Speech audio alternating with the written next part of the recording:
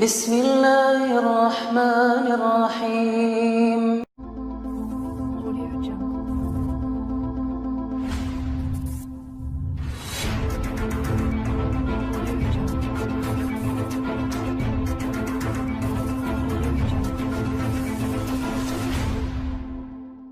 Pendidikan pada periode awal kemerdekaan yaitu antara tahun 1945 sampai 1965 ditandai dengan berdirinya Yayasan Pendidikan Lanjutan Wanita.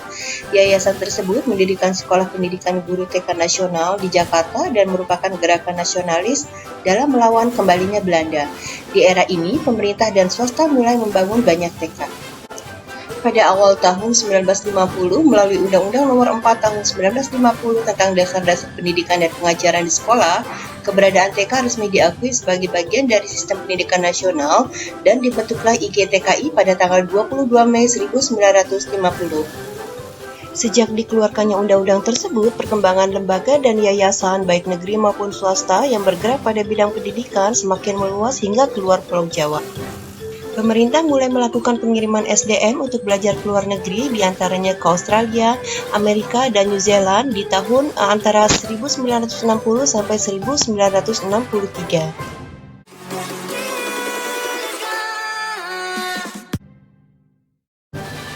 Periode 1965 sampai 1998 ditandai dengan diperkenalkannya silabus kurikulum baru tahun 1968 dan kerjasama pemerintah Indonesia dengan UNICEF pada bulan November 1968 dalam bentuk penyediaan konsultan dan pendanaan untuk penataran guru dan administrator pendidikan di tingkat TK. Periode 1998 sampai 2003, otonomi pendidikan berpengaruh terhadap tata kelola penanganan PAUD di pusat maupun di daerah-daerah.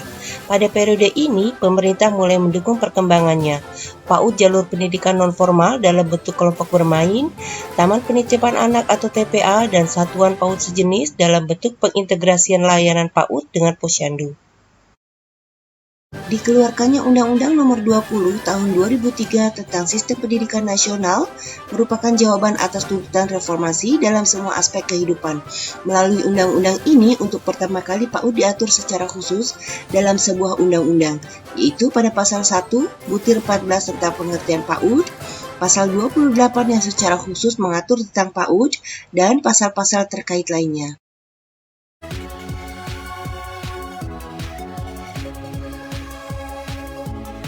Pada tahun 2004, PAUD menjadi salah satu program pokok dalam pembangunan pendidikan di Indonesia. Berlanjut pada tahun 2005, berdiri organisasi profesi, Himpunan Pendidik dan Tenaga Kependidikan PAUD di Indonesia atau HIMA-PAUDI yang menggerakkan seluruh potensi pendidik dan tenaga kependidikan PAUD yang tersebar di seluruh Indonesia. Pembentukan HIMA-PAUDI di tingkat pusat ini dengan cepat diikuti dengan pembentukan HIMA-PAUDI tingkat provinsi dan kabupaten atau kota.